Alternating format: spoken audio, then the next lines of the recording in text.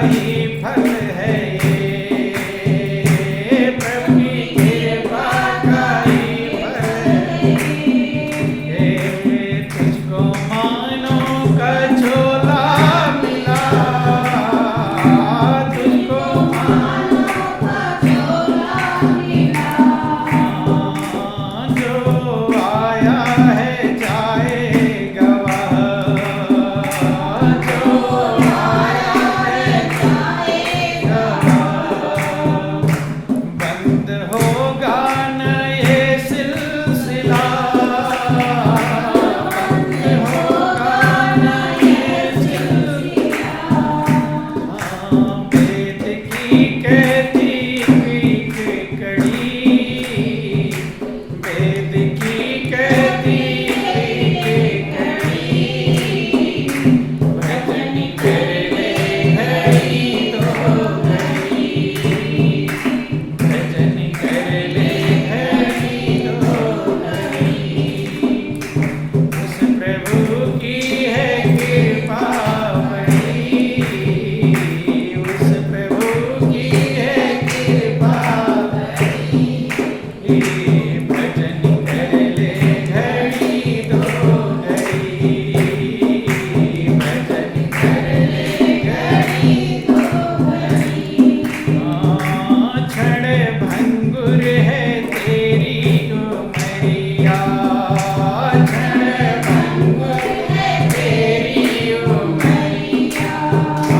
क्षण भंगुर है तेरी उमरिया, क्षण भंगुर है तेरी उमरिया।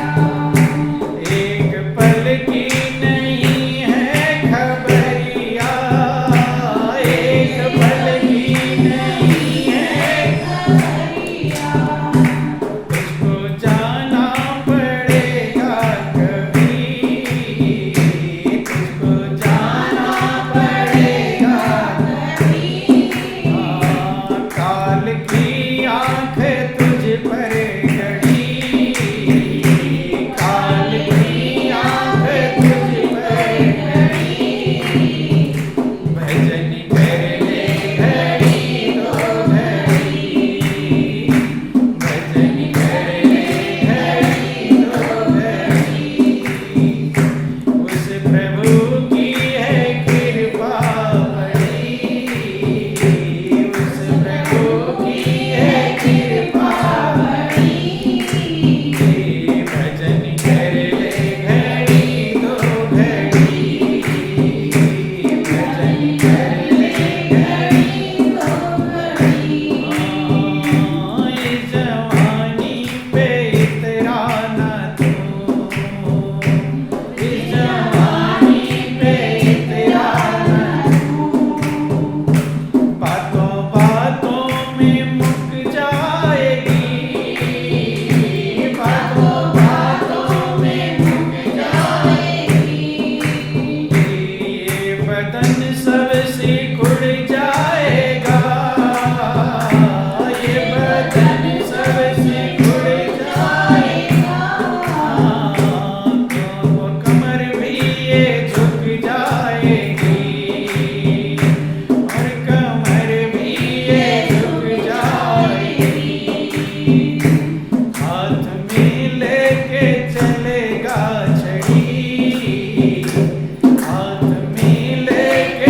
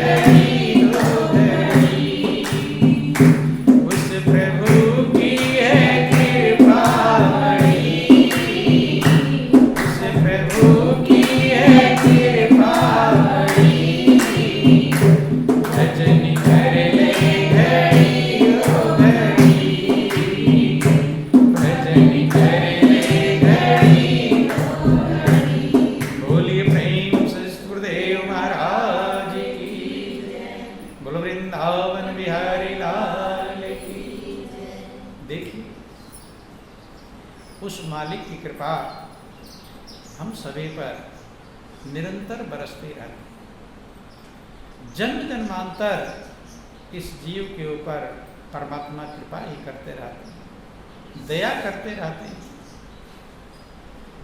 सुख में भी दया करते हैं और दुख में भी दया करते हैं, दोनों।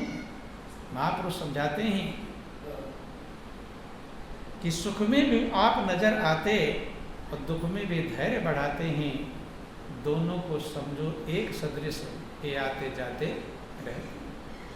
महापुरुष कहते जब सुख हमने लिया है तो दुख कौन ले? उसे दिन में हम रहते हैं तो रात में भी रहना पड़ेगा। दूसरी चीज है कि दुख जो आता है वो मनुष्य को बहुत बड़ा शिक्षा प्रदान करता है। क्या प्रदान करता है? शिक्षा। योग्य बनाता है, पावरफुल बनाता है, महान बनाता है। जितने भी महापुरुष हुए आज तक, जिनके आप गीत गाते हैं, उनका गौर करके देखेंगे तो उनका पूरा जीवन दुखों से भरा हुआ था। किससे भरा था? महापुरुष समझाते हैं कि उसका नाम अमर है जग में, जिसने संकट झेला है। दुख में मत घबराना पंछी, ये जग दुख का मेला है। और चाहे भीड़ बहुत अंबर में, उड़ना तुझे अकेले। वास्तव में ये संसार, जिस संसार में हम जीते हैं, जो सच्चा लक्ष्य है मनुष्य प्राणी का, वो भूल जाता है। जिस लक्ष्य के लिए हम जन्म जन्मांतर इंतजार कर रहे थे, मौके की तलाश कर रहे थे, चांस की बाट जो हो रहे थे कि मुझे एक बार मनुष्य का चोला पाने का मौका मिल जाए, कल्याण करने का मौका मिल जाए, उद्धार करने का मौका मिल जाए, प्रार्थना करते थे, बिलखते थे, याचना करते थे उस मालिक से। मालिक ने आज हमारी पुकार सुन लिया है। जैसे कोई तपस्वी तपस्या करे, तपस्या करते करते करते कभी उसकी तपस्या से प्रभु प्रसन्न होते हैं, तब कहते हैं कि मांगो, क्या वरदान मांगना चाहते हैं। तो ऐसे ही हमारी तपस्या से, हमारे श्रद्धा प्रेम भाव से प्रभु प्रसन्न हुए हैं। चूंकि परमात्मा ने इस संसार में जो कुछ भी रचा है, सबसे अच्छा और सबसे कीमती ये मनुष्य का जीवन है। ना तो इससे अच्छा कोई जीवन है, ना इससे अच्छा कीमती कोई जीवन। तो सबसे अच्छा जो मौका था, चांस था, वो चांस हमें मिला हुआ है। इससे अच्छा कोई चांस मिलने वाला नहीं। ये सबसे अच्छा चांस है, सबसे अच्छा मौका है, सबसे बड़ी कृपा है। जो शास्त्र पुराण वर्णन आता है, आप लोग सुनते हैं, बड़े भाग्य मानुष तन पावा। और किसी शरीर के लिए नहीं कहा गया कि बड़े भाग्य हाथी तन पावे, शेर तन पावा। बड़े भाग्य मानुष तन पावा, सुर दुर्लभ सब ग्रंथनी गा। बहुत बड़े भाग्य से ये मनुष्य का चोला मिला है, ये चांस मिला है, ये अवसर मिला है। ये सुंदर मानो चोला हर बार नहीं मिलता, तो जो गिर गया डाली से वो फूल नहीं। हम अभी डाली में लगे हुए हैं, फूल जब डाली में है तो जितनी महक फैला सके फैला सकता है। जब डाली से अलग हो जाएगा, अब महक को इकट्ठा नहीं कर पाएगा, महक वहीं रुक जाता है। ऐसे महापुरुष कहते हैं कि जब तक आपको मनुष्य का चोला मिला हुआ है, तो आप डाली में लगे हुए फूल, जितना महक फैला सको फैलाओ, जितना ले सकते हो उस डाली से, ये मौका आपको मिला हुआ है। जितना आनंदमय बना सकते हैं, जितना ही अपना कल्याण कर सकते हैं, लेकिन मौका तो मिलता है, लेकिन जीव चूक जाता है। क्या होता है? चूक जाता है। और चूकने का कारण महापुरुष समझाते हैं कि बीच में तमाम सारे जो हमने संबंध बना लिए, क्या बना लिए? संबंध, रिश्ते, नाते, धर्म, इसे माना हुआ धर्म महापुरुष कहकर पुकारते हैं जो हमने धर्म मान लिया है। क्या कर लिया है? मान लिया है। उस धर्म को निभाने के चक्कर में निभाते रहते हैं। मेन मुख्य जो धर्म है उसे हम भूल जाते हैं, अवॉइड कर देते हैं। देखो आप लोग ध्यान भजन करते हैं, ऐसे किसी से बात करना हो, कोई मिलने वाला आ जाए तो घंटे घंटे 2-2 घंटे बैठकर बातें करते रहें, नहीं करते रहेंगे। लेकिन जब भजन का नंबर आएगा तब 2 घंटे भजन कर लेंगे।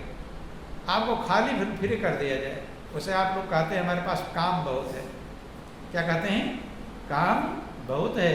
एक दिन फ्री कर दिया जाए कि चलो आज आपको कोई काम नहीं करना है, खाना भी बना बनाया मिल जाएगा, सारी व्यवस्थाएं, चाय पानी नाश्ता मिल जाएगा। सारा काम कोई ले ले और कह दे कि आज आप करो भजन। क्या करो? भजन। कितना देर करेंगे? अपनी हिम्मत को, अपने गौर करके देखो, हम कितना देर भजन कर ले, फ्री रहेंगे पूरा। वो तो उसे तो काम का बहाना है कि ये काम था, वो काम था, वो काम था, फ्री कर दिया दिन भर पूरा। 12 घंटे फ्री हैं तो 12 घंटे में कितने घंटे भजन हो जाएगा? गौर करना और विचार करने का प्रयास करना चाहिए। अपनी अज्ञानता को मनुष्य समझ नहीं पाता। भजन का मतलब होता है भज और ना को अलग कर दो। भज माने भागना। भज माने क्या होता है? भाग जाओ या भाग जाओ। ठीक है, कह दो भाग गया। ध्यान देना, विभाज्य कहते हैं, विभाज्य माने अलग कहते हैं। तो भज का मतलब भागना और ना का मतलब ना, मतलब भागो मत। भजन का क्या मतलब होता है? कि भागो मत, भागना बंद कर दो, हो जाएगा भजन। तो कौन भाग रहा है? मन भाग रहा है। जब भजन करने बैठे तो वही भागता है, नहीं भागता तब और स्पीड में भागता है। वैसे रहोगे तो कम भागेगा, जब भजन में बैठेंगे तब तेजी से भागेगा। और भजन का मतलब है, शास्त्रों में वर्णना है कि योगा चित्त वृत्ति निरोधा। चित्त की वृत्तियों का निरोध ही योग कहलाता है। क्या कहलाता है? योग। वही भजन का मतलब है। भागो मत, स्थिर करो, स्थिरता को प्राप्त करो। स्थिरता ही, जब मन आपका स्थिर होगा, शांत होगा, तो आप आनंदमग्न होंगे, शांति पाएंगे। और मन भागेगा तो बेचैन होंगे। क्या होंगे? बेचैन। क्यों नहीं हम मन को लगा पाते? चूंकि हमारा जो माना हुआ धर्म है, तमाम धर्म हम निभाते हैं, नहीं निभाते? तमाम रिश्ते निभाते हैं, ये निभा लें, वो निभा लें, वो निभा लें। लेकिन जिससे सारे रिश्ते जुड़े हुए, जिससे सारा धर्म बना है, उस धर्म को हम भूल जाते हैं। जैसे एक पेड़ है, पेड़ में तमाम सारी डालियां हैं, तमाम सारे पत्ते हैं, लेकिन उसका मेन जो तना मूल है वो कितना होता है? कितना होता है? एक। उसका जड़ कितना होता है? एक। ऐसे मूल कहते हैं उसे, जड़ भी पुकार लो, कोई दिक्कत नहीं। डालियां सैकड़ों हो सकती हैं, पत्ते हजारों लाखों हो सकते हैं, लेकिन उसका जड़, उसका मूल कितना होता है? एक। ऐसे हमारे जितने सारे माने हुए धर्म हैं, माने हुए रिश्ते हैं, सब रिश्तों के पीछे एक रिश्ता मौजूद है, एक संबंध मौजूद है। ध्यान देना, जब आप इस दुनिया में नहीं आए थे तो किसी से कोई रिश्ता नाता था? न माता से, न पिता से, न भाई से, न बंधु, न परिवार, न समाज, न रिश्तेदार, न देश, न पड़ोस। किसी से हमारा कोई नाता नहीं था, किसी से कोई रिश्ता नहीं था। लेकिन एक रिश्ता था, वो है प्रभु से। किससे था? प्रभु से। आत्मा परमात्मा का अंश है, उसका रिश्ता था, उसका नाता था। तो वो कौन सा नाता है? वो जड़ वाला नाता है। कौन सा? वहीं से सब शुरू हुए। कहाँ शुरू हुए? प्रभु की कारीगरी ने हमें तैयार किया है, हमें बनाया है। बंधुओं, जब प्रभु ने हमें बनाया अंगों को गढ़कर तैयार किया, तब हमारे रिश्ते बने। क्या बने? रिश्ते, संबंध, डालियां, पत्ते, फूल, फल, तमाम सारी व्यवस्थाएं बन गई। लेकिन जड़ कौन सा था? मूल था परमात्मा। लेकिन कोई व्यक्ति जड़ को छोड़ दे, मूल को छोड़ दे और डाल पत्तियों को सींचना शुरू कर दे, ताकि फल तो डाल में ही लगता है, लेकिन सींचना किसे पड़ेगा? चाहे पत्ता चाहिए तो जड़ को सींचना पड़ेगा, फूल चाहिए तो जड़ को सींचना पड़ेगा, फल चाहिए तो जड़ को सींचना पड़ेगा, कुछ भी चाहिए तो सींचना किसे पड़ेगा? लेकिन कोई सोचे कि डाल तो फल में लगता है, डाल में फल लगता है, तो मैं क्या करने के लिए जड़ को और झंझट में पड़ूं, सीधे डाल को ही सींचूं, जल्दी और फल आ जाएगा। तो समझदार कहेंगे क्या अज्ञानी कहेंगे? क्या कहेंगे? अज्ञानी। यही हाल हम संसार में आकर करते हैं, दुनिया में यही काम कर रहे हैं। महापुरुष समझाते हैं कि पात पात को सींचते, पेड़ को दिया सुखाए, और माली सींचे मूल को, ऋतु आए फल खाए। पत्ता को चाहते हैं तो भी मूल को ही सींचना पड़ेगा, जड़ को सींचना पड़ेगा। जो पत्ते पत्ते को सींचते रहे, जो डाल को सींचते रहे, उन्होंने अपना पेड़ भी सुखा दिया। फल मिलेगा? न फल मिलेगा। जब सूख जाएगा तो न फल मिलेगा, न फूल फूलेगा, न पत्ते मिलेंगे, न डाल, कुछ नहीं। यही हाल लोग इस दुनिया में आकर करते हैं। मूल जो संबंध था उसे ढीला कर देते हैं और डाल और पत्तों के संबंध को मजबूत करते हैं। क्या करते हैं? मजबूत। उन रिश्तों को मजबूत करते हैं, वो मजबूत हो पाएंगे। इसीलिए दुनिया के रिश्ते मजबूत हो पाते नहीं। डगमगाहट लाती है दुनिया के रिश्तों में, भय रहता है, डर रहता है, कब रिश्ता छूट जाएगा कुछ भरोसा नहीं, पक्कापन नहीं होता। क्यों? क्योंकि मूल को सींचना छोड़ दिया, पत्ते को इंतजार कर रहा है, तो भय लगा रहेगा। लेकिन जो मूल को सींचता है उसका पत्ता तो अपने आप हरा भरा रहे। यही ध्यान देना। आप लोग कहानियां सुनते हैं, अर्जुन और भगवान कृष्ण कितने प्रिय थे। भगवान कृष्ण और अर्जुन का संबंध आंतरिक भी मजबूत था और बाह्य सांसारिक दृष्टि भी मजबूत था। भगवान कृष्ण अर्जुन को युद्ध के मैदान में गीता का ज्ञान देते हैं। क्या देते हैं? गीता का ज्ञान। जब गीता का ज्ञान उन्होंने समझाया, चूंकि अर्जुन मोह के दलदल में था। किसमें था? मोह के दलदल। अर्जुन भी यही काम कर रहा था। भगवान कृष्ण से अर्जुन कहते हैं कि प्रभु, मेरा रथ दोनों सेनाओं के मध्य में खड़ा करिए, स्थापित करिए, ताकि मैं देख सकूं कि मेरे पक्ष में कौन है और मेरे विपक्ष में कौन। जैसा अर्जुन ने कहा, चूंकि भगवान कृष्ण के सारथी थे, रथ दोनों सेनाओं के मध्य में खड़ा करते हैं। जब दोनों सेनाओं के मध्य में खड़ा करते हैं, अर्जुन देखते हैं कि मेरे ही सगे संबंधी, मेरे रिश्तेदार हैं, मामा, चाचा, ताऊ, जो भी रिश्तेदारी होगी, मुझसे लड़ने के लिए तैयार खड़े हुए। चूंकि ये नियम है बंधुओं, कोई काम करने से पहले